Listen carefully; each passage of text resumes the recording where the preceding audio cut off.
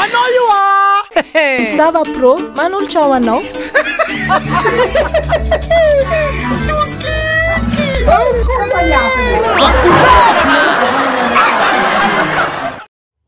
Vadiko tsarako ny anao ty vadiko. Merci.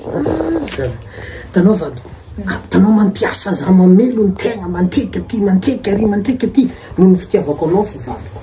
Anao tsy solo atakaliko anao ambony tany ty. Alo sitrany za mijaly vadiko toy zay anao. Sonao no tiako vadiko tiako.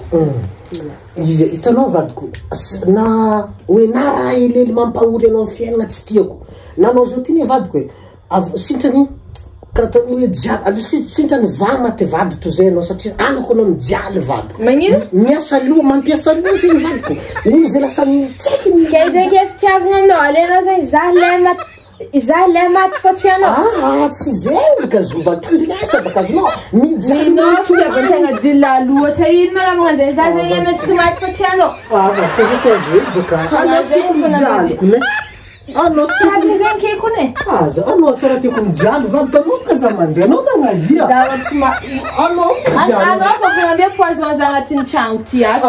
Va tsy zay gazova anao mijaly baka anao.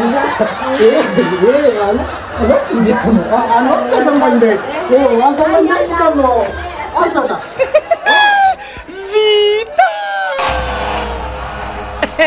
En couleur là!